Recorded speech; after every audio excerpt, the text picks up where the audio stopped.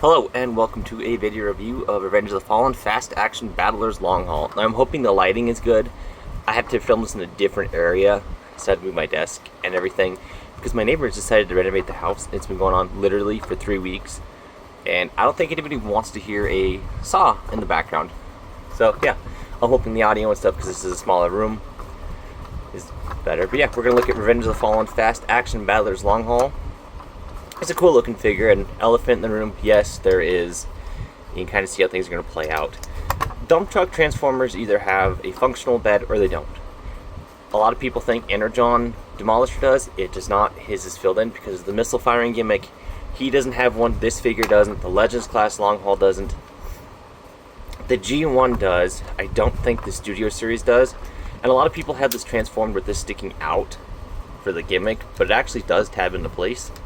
And is detailed to look like the hub, other than that little bit. So rolls nicely. All the wheels are pinned on. Not a whole lot of paint. You have a little bit of weathering there. The arms, of course. You kind of adjust this if you want it higher or lower. I just kind of have lower. Decepticon logo. Got the headlights in silver. I apologize for being sniffly. I have a cold. Which, who gets cold when it's 90 degrees outside? Anyways, you got his toes there, unfortunately. You got the two little blinkers picked out. You got some rivets. Got the little cab picked out there in silver. Got a ladder, railing. Not a whole lot to talk about. Some tire details, some lug nuts in there. Rolls nicely. He's about the size of an old school deluxe too. But we'll get in the transformation. So what you want to do is lift this up. And then you want to take his feet, fold them down. They do tab in into two places there. You can kind of see and kind of straighten them out. Rotate them the best you can. Nope, you want to split the arms or bring these up. And they are kind of stiff on this. Bring them out, I think. Yeah, you want to rotate them and then bring them out, I think.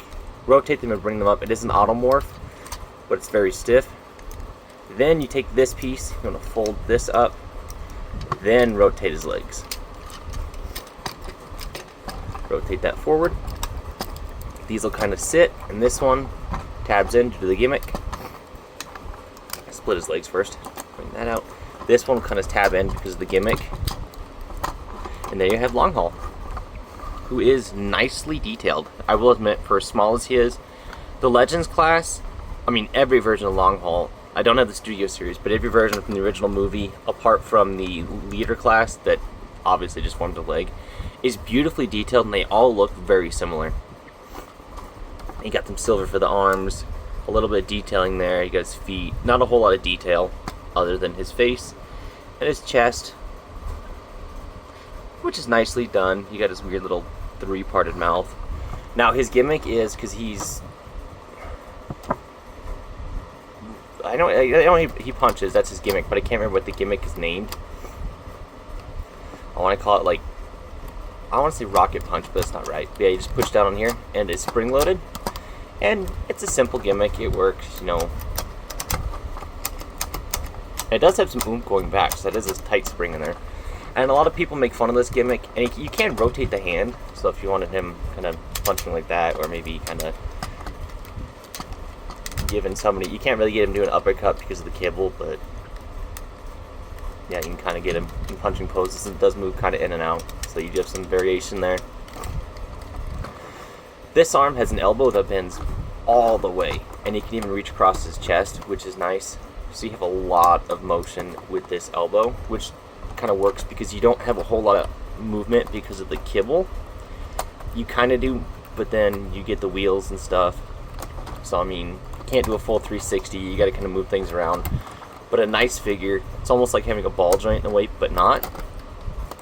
Speaking of ball joints, his hips are on ones. They can go outward that far, inward. Can kick forward 90 degrees and back that far because of the kibble. He does have knees, which can move all the way for transformation. That wasn't even frame. Can move all the way for transformation. He does have grill detail on his thighs. But yeah, just a quick, simple figure. I always wanted him as a kid, never got him. And this one, it almost feels like it's supposed to be on a ratchet.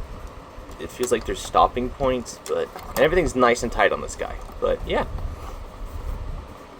I always like the fast action battlers, and he is the size of an old school deluxe, just about, maybe a little bit smaller, but he's the size of a current deluxe. But if you didn't have this gimmick with, which I have no problem with this gimmick. 2007 Stockade had that gimmick. Same with Revenge of the Fallen Gears. Had this gimmick too, where you take the slide on his arm and pull it back, and his hands can move out like that far. So this is a gimmick we've seen quite a bit on a lot of different Transformers, so I don't really fault it for him.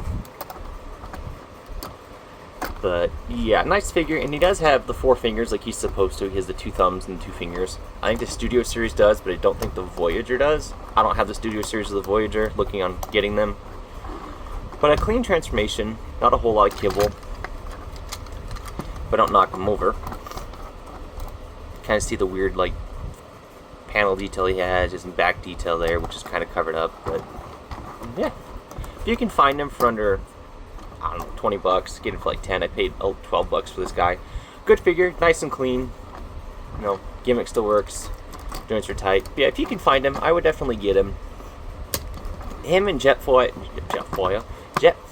and Grindor. Sorry, I am exhausted. Working 2 jobs is not fun. But him and Jetfire have been the best. Grindor, which is a repaint of Blackout, is another good one. If you could find either version of those, I really, really recommend them. I recommend the Jazz too. I know this is from the first movie. But these fast action battlers were cool. Back in the day, I couldn't afford the Voyager class, and these guys I think were $6 or $7 at my Walmart. He does kind of roll, which is really weird in robot mode. I know that's not really a gimmick, but if you could get him stable, he does kind of roll on his wheels. So yeah, a nice little figure. This has been a quick review. Let me know what your thoughts on Fast Action Battler was or is, and I would kind of like to see them return. I know I'm probably the only one, but I'm not one for complex transformations. They kind of irritate me because they're too panely. I can't get them.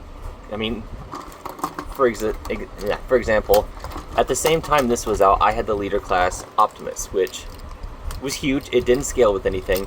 It was a pain to transform.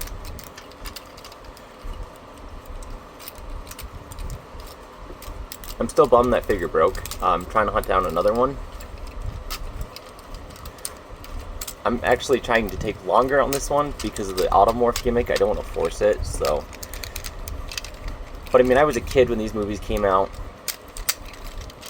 So transforming complex transformations, I mean, had I just forced it like a child would have, I could have gotten transformed faster, but these were cool. Jetfire was not bad. Leader Class Jetfire still still on my shelf. He's incomplete. When I find the rest of his parts, I will do a review on him.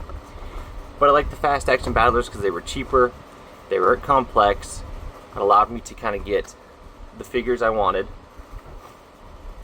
or I could afford at least. And yeah, they weren't complex. You could take them outside and bash them around, and they were pretty cool. But this has been a quick review of Long Haul, and I will catch you folks next time.